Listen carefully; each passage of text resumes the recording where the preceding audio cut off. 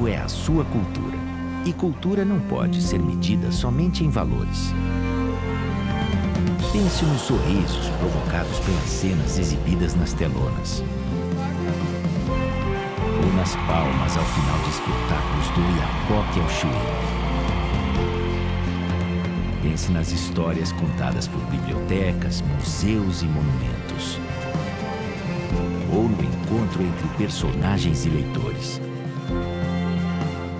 Por que investir tanto patrocinando e financiando a nossa cultura? Porque a arte e a memória também criam oportunidades. E a gente investe no que desenvolve o Brasil. BNDES, o Banco Nacional do Desenvolvimento. O Biênio da Matemática Brasil apresenta o Festival de Matemática 2017. Realização IMPA e SBM. Patrocinador oficial BNDES. Apoio Ministério da Educação, Ministério da Ciência, Tecnologia, Inovações e Comunicações e Governo Federal.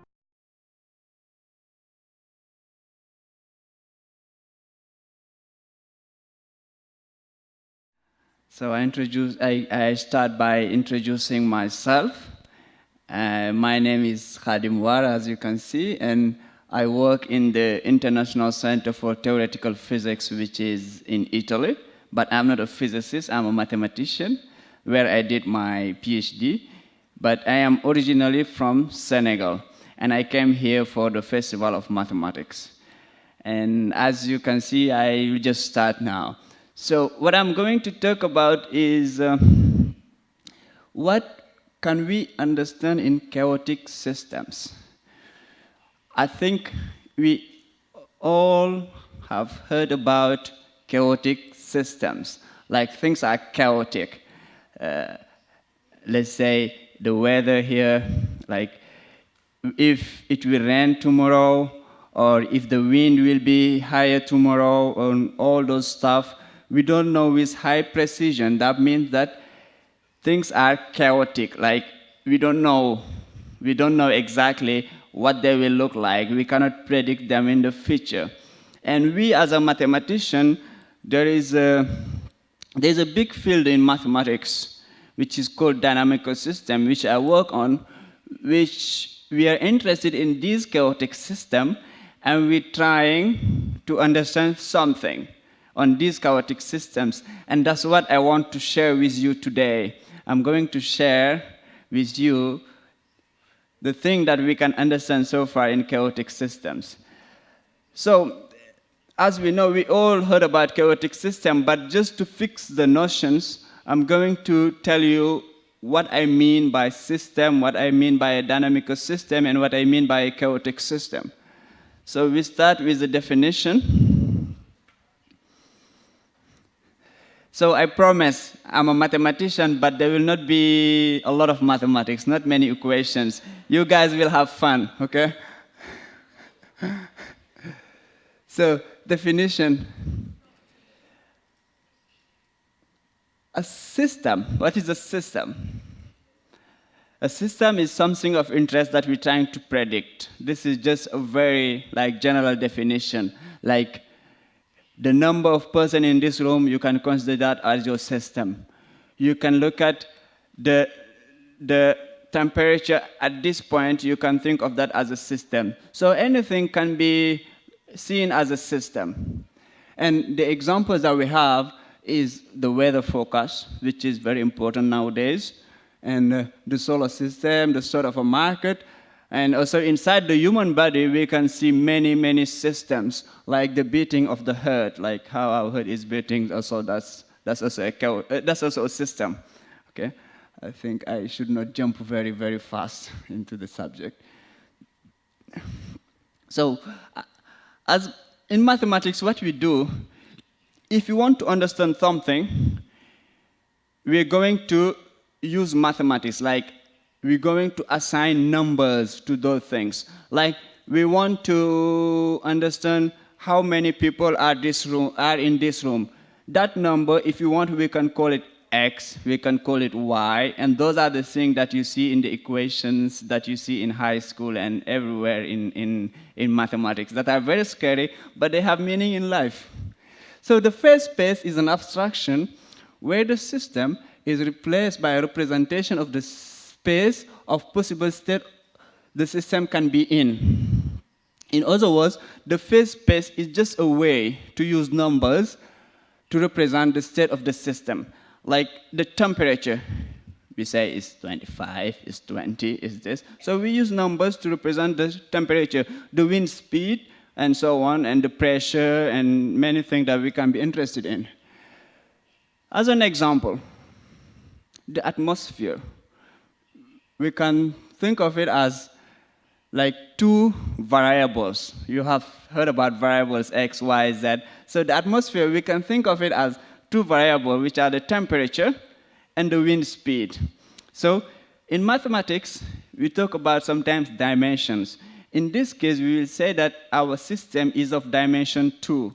We have two variables, which is the temperature and the wind speed. Well, now what is a dynamical system? I have defined what is a system. A system is just like something of interest that we're trying to predict or understand better. And a system, mathematicians, they consider the phase space of the system. So we know what a phase space is. Now we're going to define what a dynamical system is. A dynamical system is a phase space along with the rules governing how the numbers representing the system, the state evolves. Like, okay, I have this very simple example, which does not represent the reality, which does not represent what is happening in real life, but it's just a very basic example. Like the temperature. The temperature.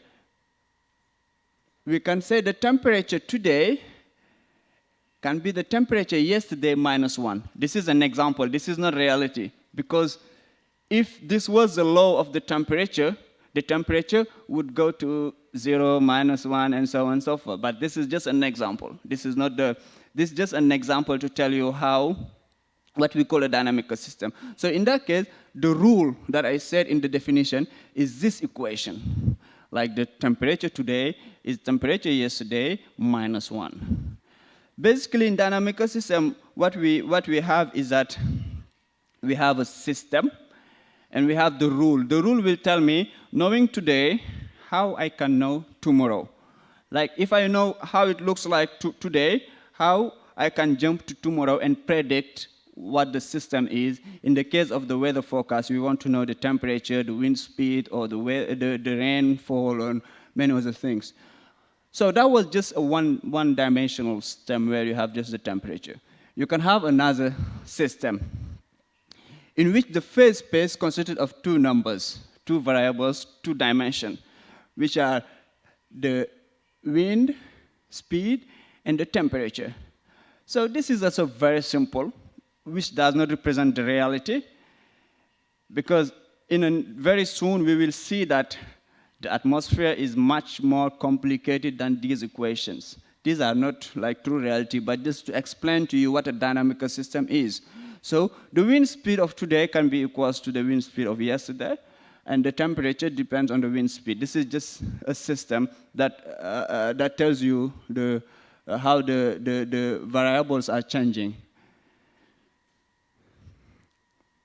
So this is dynamical system now. We know what a system is. We know what a dynamical system is. So what we are left to do is to know what a chaotic system is. So we all have heard about chaotic system, but in mathematics we try to give it a very precise definition to be able to understand what it is really.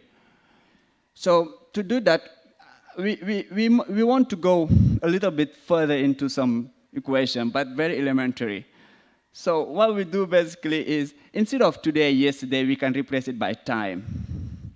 So the temperature at time t is the temperature at time t minus 1, minus 1. Like, if I want to know the temperature at time t, I just need to know the temperature that was before. So that's the dynamical system. You just change the variable. But as you can see, unfortunately, the world that we are living in is not that simple. The temperature is not governed by that equation. The wind speed is not governed by that equation. So things are not simple like this. things are chaotic, as we say. Why do we say things are chaotic? So before this, we will just start playing a video where we can see exactly what I'm talking about.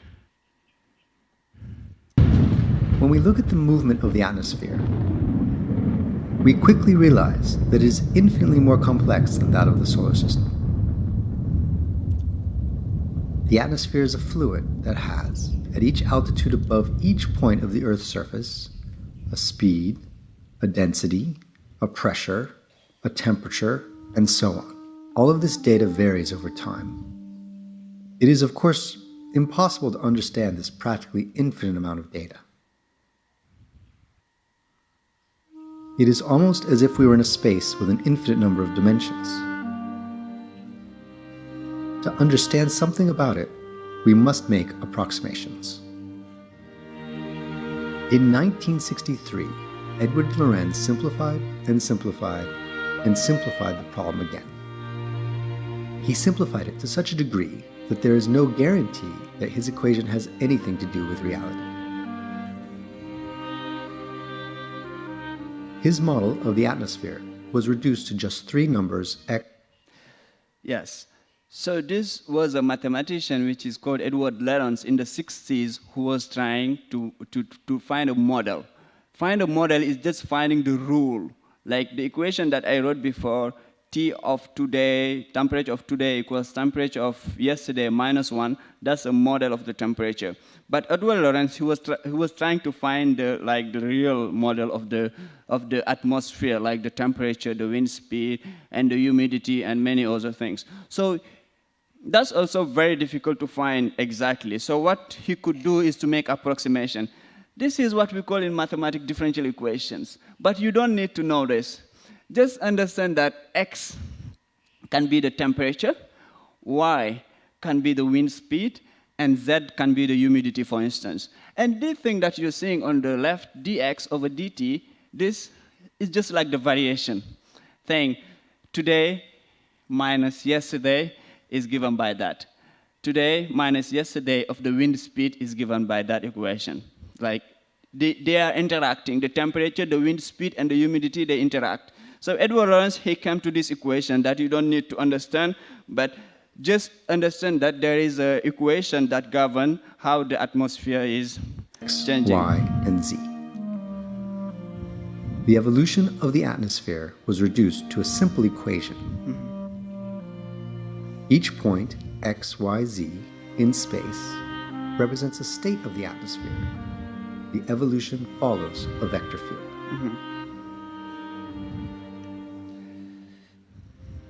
For example, and this is only an example, the first coordinate could represent the temperature, the second, the wind speed, and the third, the humidity. Over here, it is cold, breezy, and rainy.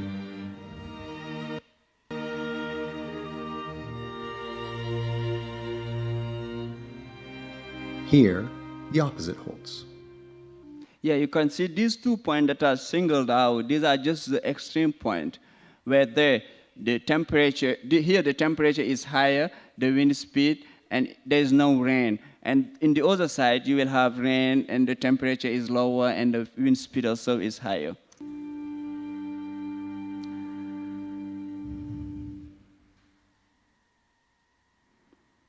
When we follow a trajectory of the field, we are following.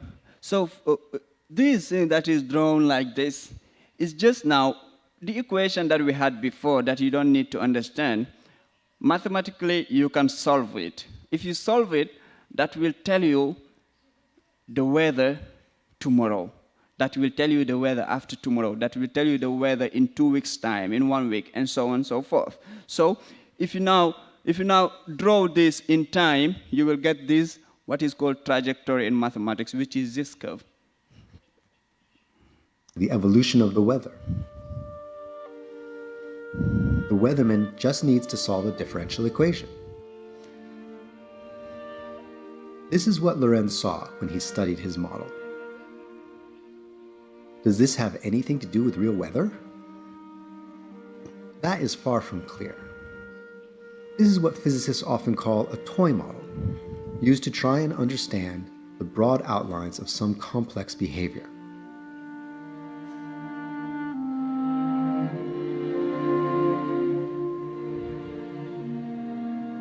In fact, Lorenz only had these sorts of graphs to look at because his computer in 1963 was quite primitive.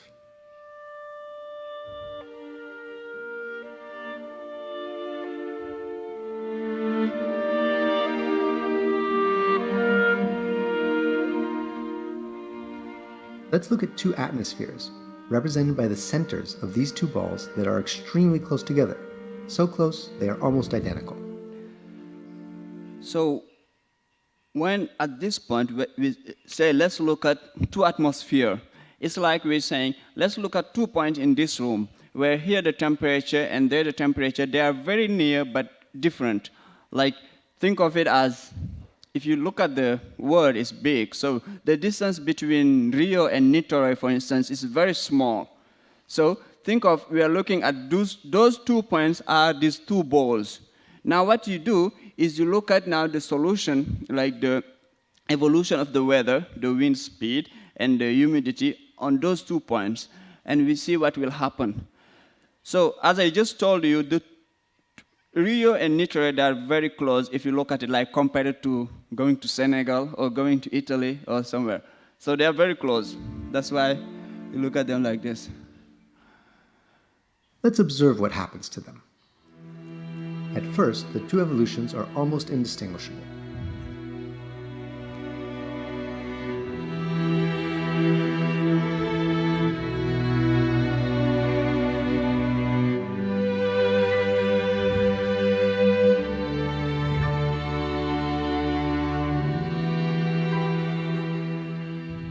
But then, they split up significantly. The two atmospheres become completely different. This then is chaos, sensitive dependence on initial conditions.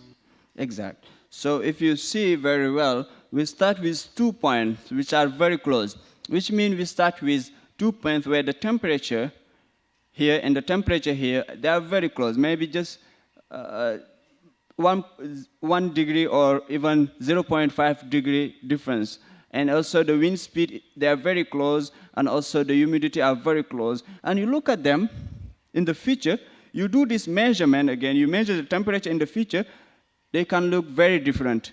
That is called in mathematics sensitive dependence on initial conditions. Like you change a very little the initial condition and you see a big change in the future. That's called chaotic systems. Like the system is chaotic when it has sensitive dependence on initial condition.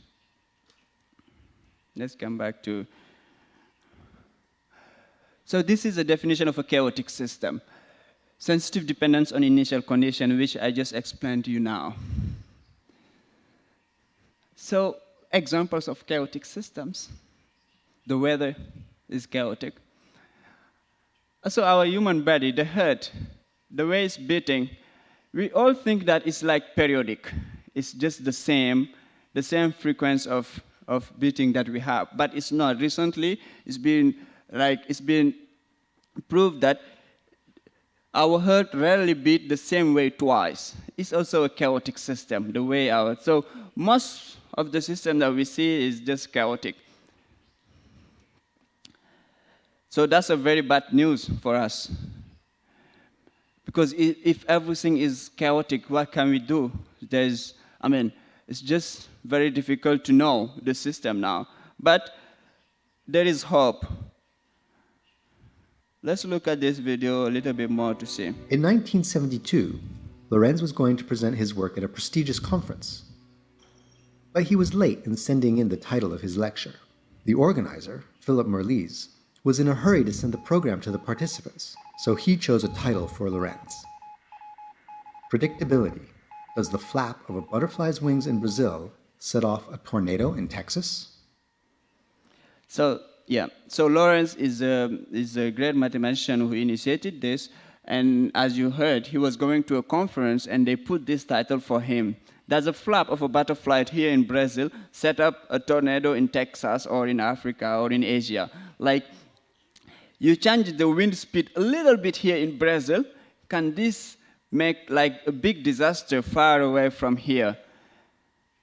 So that's really chaotic. In that you could see that's really a very like nice definition of chaotic system. Like just a butterfly flapping here can produce a tornado later in the future in the States or in Africa or so on.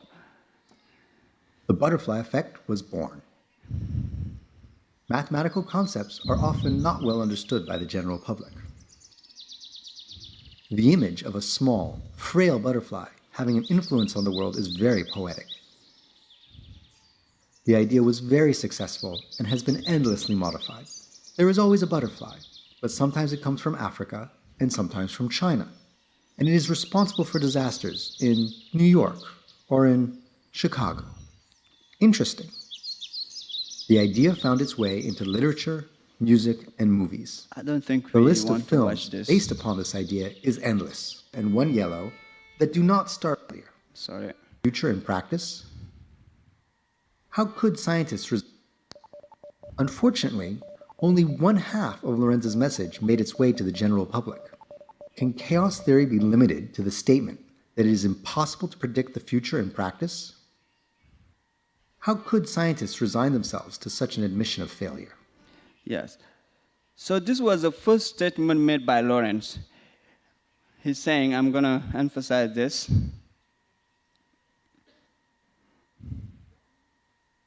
So this was the general opinion about chaotic system. We all say at that time, I mean, it was just like 50 years ago. I was not born. It's very difficult to understand, and it's almost impossible to predict. So Lorenz was against that, that statement. And he said, can chaos theory be limited to the statement that it is impossible to predict the future in practice? And how could scientists resign themselves to such an admission of failure? Because it would be a very big failure if we know most of the systems are chaotic, and we just say it's impossible, and we just stop there. There's no research going on. There's nothing going on. So Lorenz wanted scientists to push more and more into the direction of understanding what is inside this chaos, like what are the rules inside this chaos. One good news is here that in his model, in the model of Lorenz, where he tried to understand the atmosphere, his reduced model, Lorenz's message is much richer.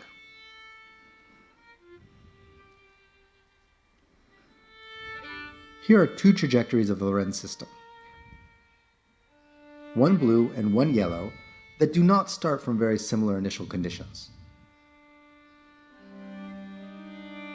So I should just explain to you this.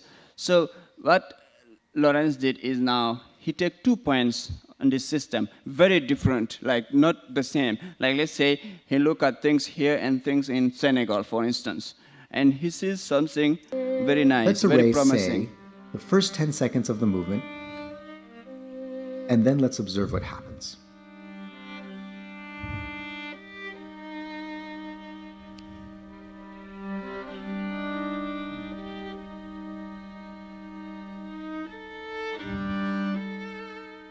What do we see? The trajectories are indeed very different. They seem a little crazy and very unpredictable. But they accumulate on the same butterfly-shaped object. This accumulation does not seem to depend on the initial position. The trajectories seem to be attracted to this butterfly. So I'm going to stop here and in this video say that here, Lorenz, he looked at 2 different points, very different, not like Rio and Nitoy, maybe here in Senegal. And he looked at the trajectory of the system. He sees that both systems are going to fill this butterfly shape, which we call now the Lorenz attractor. It's like an attractor, that the trajectory is going to fill this butterfly shape, which is saying that there is some there is something going on in the chorus. It's chaotic, but there is something that we can really investigate. We can try to understand why all these trajectories are filling the same butterfly shape. This is what is referred to as the Lorenz attractor, a strange attractor. Here is a positive scientific phenomenon, one not as famous as the butterfly effect. Instead of observing just 2 trajectories, let's look at many more. Yeah. Look at all these balls, each one of them representing a simplified atmosphere.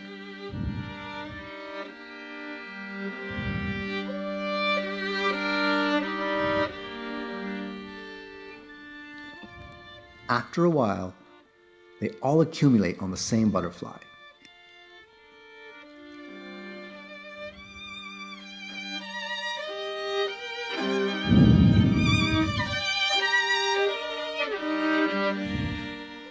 Yes. So even you do this experience with infinitely many points, not only 2 points, infinitely many points, you see all of them going around the same butterfly effect, the same attractor. That's what this simulation is saying. A very nice object that we can admire endlessly. These are real problems for mathematicians and for scientists also. Instead of describing the future starting from a given initial position, which we know is impossible, we will instead try to describe the attractor. What does it look like? Yeah, so this is not important for us. So I'm going to come to now the second statement of Lorenz.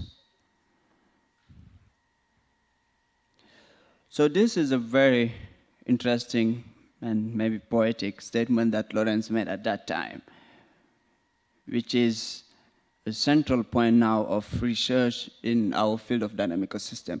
This is what he said: minuscule discrepancies neither increase or decrease the frequency of occurrence of various events. The most they may do is to modify the sequence in which they occur. So Lorenz said, example, if I take Rio de Janeiro and Niterói, 2 very close points. For this, I maybe need to write down something on the board. Let's look at the rainfall in Rio de Janeiro and Niterói for the month of January. So we're interested in the rain. So here is Rio, and here is, can you see?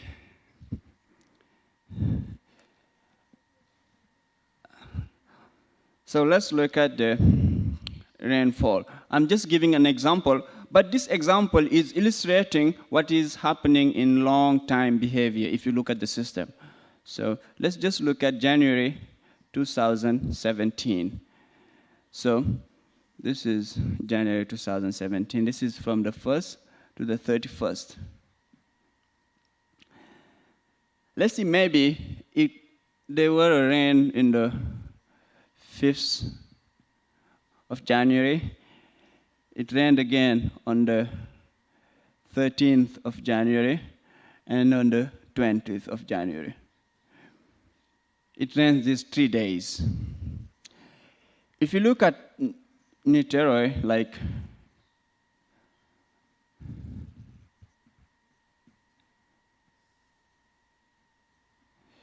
first to 31st, maybe Niterói did not rain the 5th, or maybe it rained the 5th, let's suppose, the 5th. But it did not rain exactly the 13th, it rained the 14th.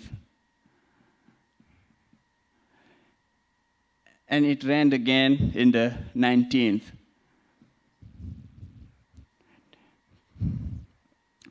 If you look at this, what is the sequence of rain? The sequence is given by the 5th, the 13th, and the 20th for Rio. And for Niterói, it's given by the 5th, the 14th, and the 19th. Okay, this is an example, but as I told you at the beginning, it's an example which is going to illustrate what happened really in this Lorenz system.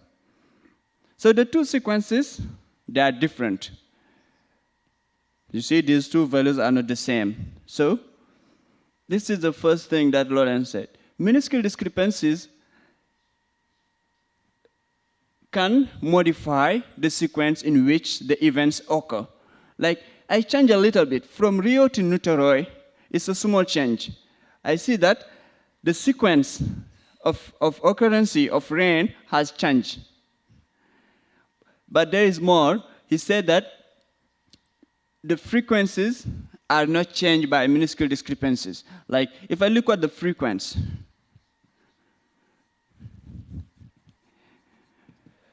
the frequency here, I just do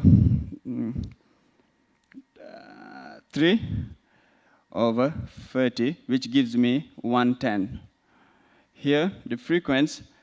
So you might say I cheated a little bit, but you will understand why in a little while. So, I mean, it's just by coincidence I choose here 3, the same value. But this is really what is happening in real life when you take longer time interval, not a month, longer time interval. This is what is happening. So Lorenz is saying, he made this statement that the sequence can change, but the frequency doesn't change. So this was a very, very powerful statement at that time, and people would think how he could come up with this, because at that time there were no proof, no evidence that this is the case. This we know. We know that the sequence will change from Rio to Niteroi. They might not rain in the same time, but the frequency being the same, that's very, that's very strong. And lately, people in our field, in dynamical system, were able to prove this last statement for many chaotic systems. So let's watch the next video to see what I'm talking about right here.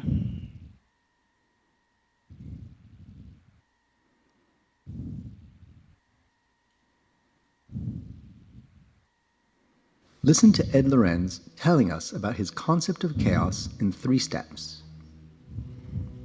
If a single flap of a butterfly's wings can be instrumental in causing a tornado, so also can all of the previous and subsequent flaps of its wings, as can the flaps of the wings of millions of other butterflies, not to mention the activities of innumerable, much more powerful creatures, including our own species. We have already seen that the public understands this first point very well. If a flap of a butterfly's wings can be instrumental in causing a tornado, it can equally well be instrumental in preventing it. Yes, but the third point is the most important, and this one provides work for scientists. More generally, I am proposing that, over the years, minuscule disturbances neither increase nor decrease the frequency of occurrences of various weather events, such as tornadoes. The most they may do is to modify the sequence in which these events occur. So this you just heard from the video is the second statement of Lorenz that I just displayed before, saying that minuscule discrepancies neither increase nor decrease the frequency. The most they may do is to modify the sequence in which the events occur. And he was proposing that time, which was early 60s, that people should direct their research into this statement, trying to prove this. Because this was just like a statement he made, but without proving it. In the simulation, he could see it, but that's still not a proof for a mathematician. Let's return to Lorenz's model. Remember, each point in space represents a state of the atmosphere. In some areas, the weather is fine, and in others, a hurricane blows. Suppose that the area corresponding to a hurricane is in this little ball.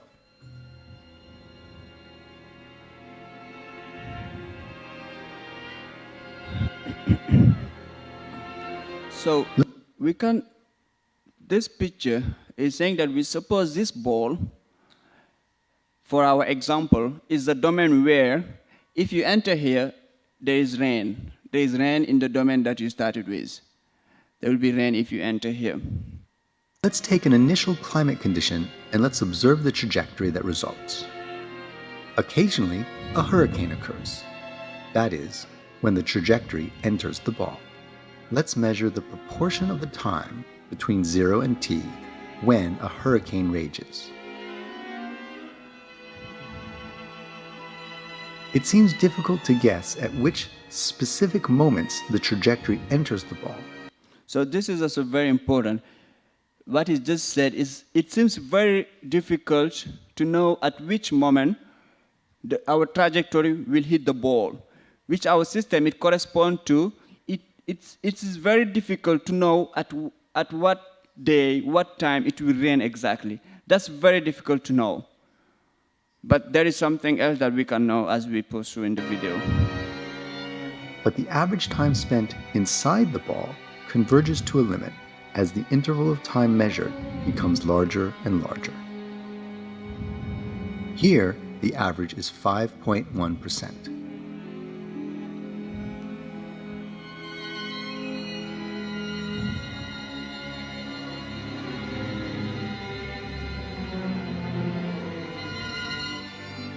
Now we take a different initial condition and do the same calculation.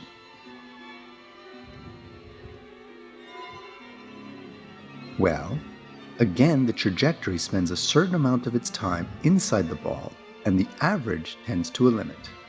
Oh, how about that? The average is the same as before. So the average being the same as before, this is what I said. I cheated a little bit here, saying that the frequency that I choose it to be 3/10. But this is really what is happening, that in most chaotic system, this frequency is going to be the same, but you don't see this picture in a month. You need to look at long time. Because here, if you see T, this is converging. You know, at the beginning, the red and the green, they look very different. But if you go for a long time, they are going to converge to the same limit, as you can see over there. 5.1%. Let's try it with yet another trajectory.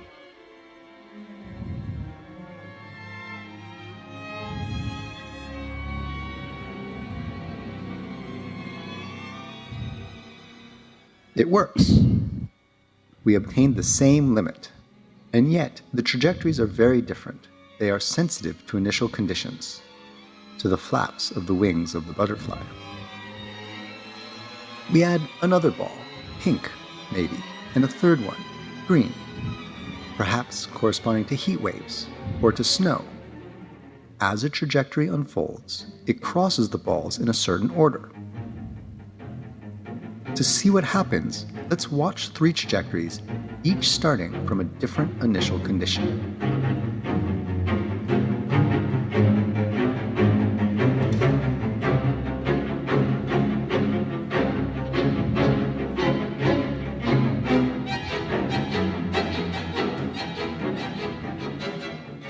Look. On every trajectory, situations, hurricane, snow, heat wave, alternate incomprehensibly and in a different way for each trajectory, impossible to understand. But the proportions of yellow, green, and pink converge rapidly into the same limits.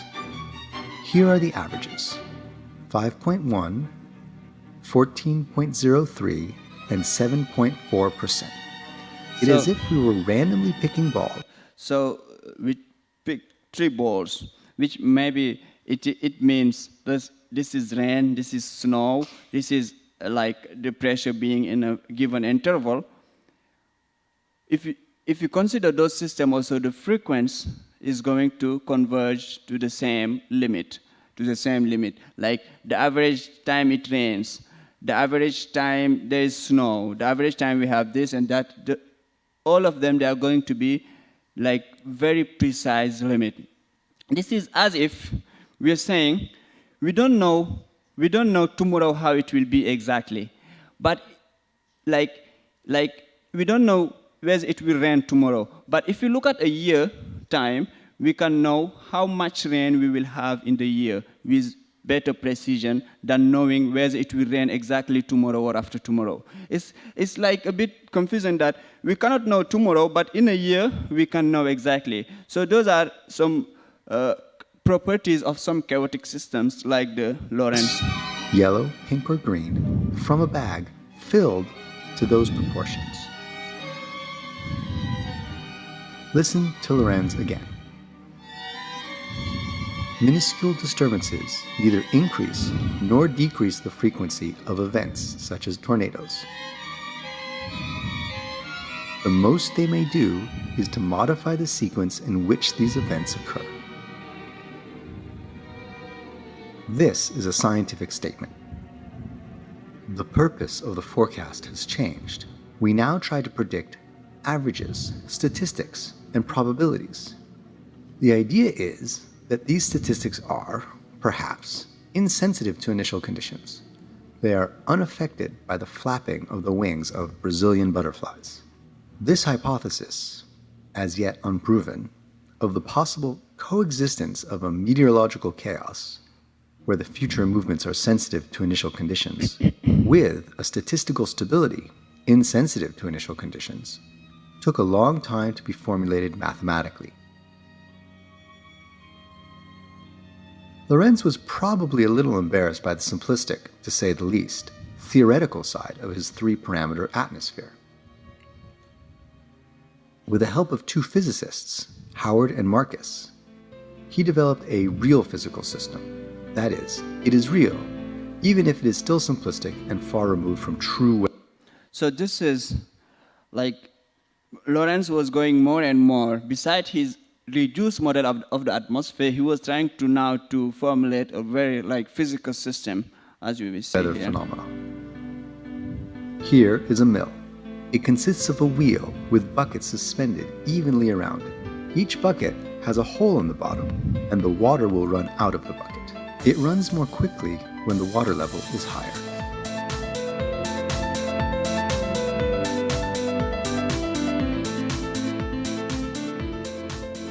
We open a valve at the top and watch how the mill moves.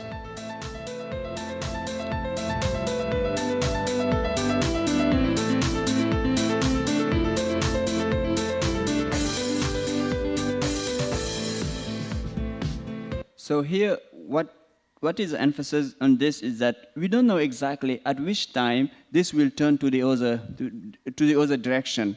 We don't know exactly when it will turn. That is exactly, we don't know when it will rain exactly with high precision. It sometimes turns to the right and sometimes to the left. We seem to be totally incapable of predicting which way it will be turning in just a few seconds. The movement seems totally erratic, unpredictable, chaotic.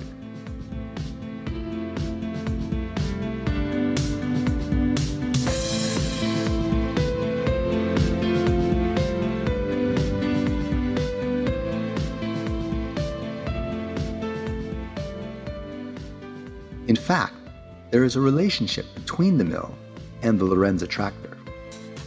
Let's choose three numbers to describe the mill. For instance, the angular velocity and the two coordinates of its center of gravity. The evolution of these numbers traces out a yellow curve in 3 space.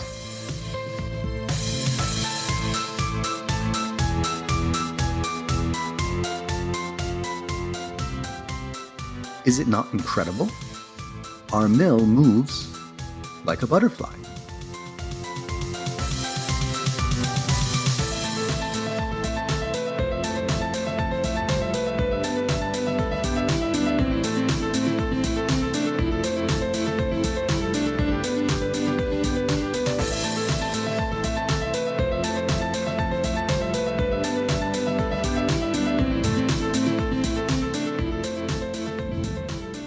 Let's change the initial position imperceptibly.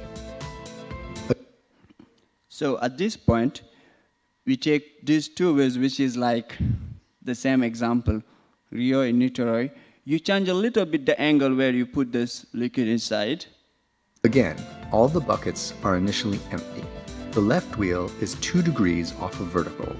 So to start with, they look like identical. They look like they move in the same direction, change in the same direction. And later on we will see, While the right wheel is only 1.9996 degrees off of vertical. We would need a good microscope to see the difference.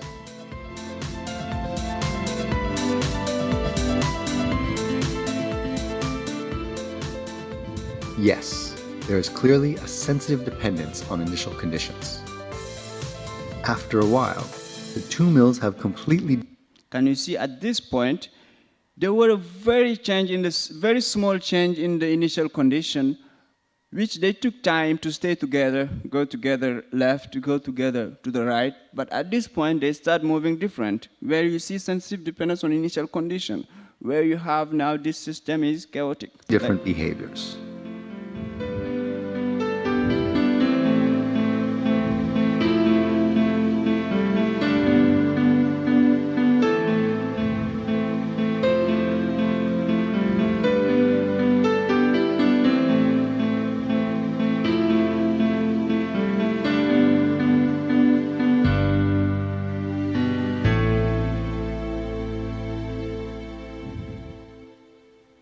Let's see if Lorenz's statistical statement is true for the mill.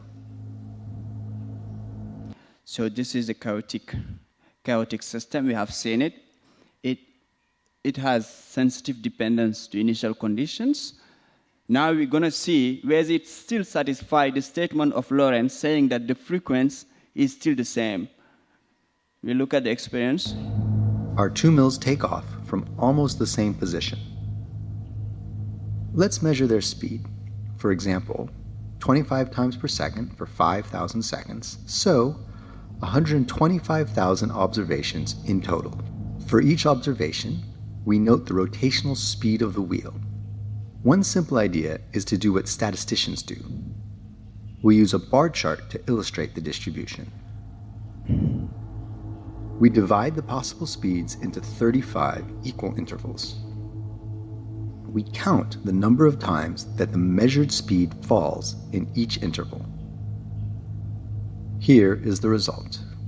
Some intervals appear to be visited more than others. Our 2 mills behave in very different ways. They have a sensitive dependence on initial conditions. But we see that the 2 sets of data, although different, are statistically identical. The bar charts tend to become identical. It works. Lorenz seems to be right. When the statistics of a trajectory are insensitive to initial conditions, we say that the dynamics have a Sinai-Ruel-Bowen, or SRB, measure. Yeah, so these are 3 great mathematicians which we name this property after them. Like when you have this, that the statistic or the frequency, statistics, not changing with initial conditions,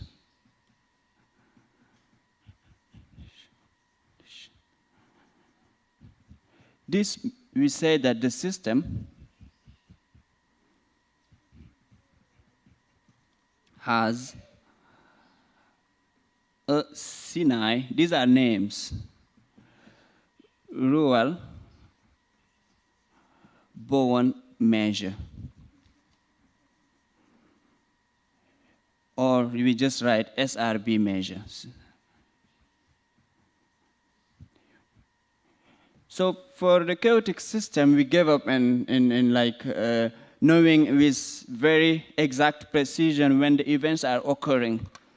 But there is something that we can know, whether the system has an SRB measure or not, whether the statistics are unchanged, whether the frequencies are unchanged. So that's now one big field that people have a lot of progress. Like here at IMPA, you have this great institute where many people are trying to prove the existence of the SRB measure or the existence of those chaotic systems where the statistics are unchanged. To prove that you have this SRB measure, there are many people in here, including myself and many other people, they have great results on the existence of a SRB measure for the Lorenz system, for instance, and for many other chaotic systems as well. So this is a big field of research that we're trying to prove what Lorenz was saying here, that the frequency, the statistics are unchanged, which we call now the system has an SRB measure.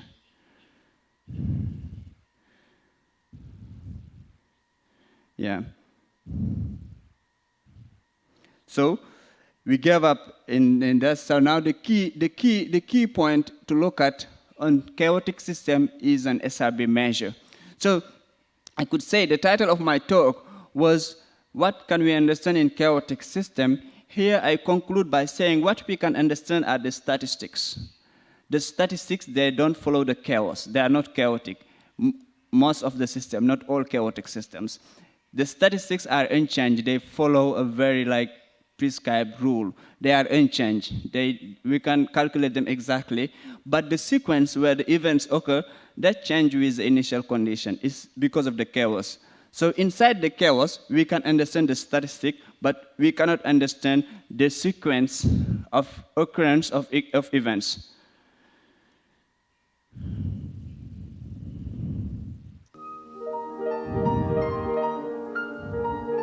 The goal of a forecaster is then to determine these statistics.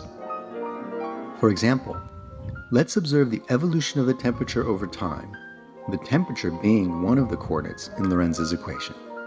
We draw another bar chart, as we did with the mill.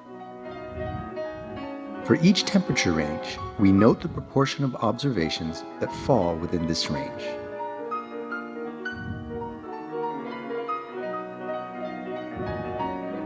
Even if we consider trajectories that are quite different from one another, after a while, the charts tend to become identical. The Lorenz attractor has an SRB measure. Yes, so the Lorenz attractor, the model that Lorenz constructed for some parameters, it has been proved that it has this SRB measure, that Lorenz was right in this statement. So chaotic system, they are not chaotic as we, general public, we mean, but there is a rule inside that we can understand, and that's what I wanted to tell you in this talk. And thank you for your attention.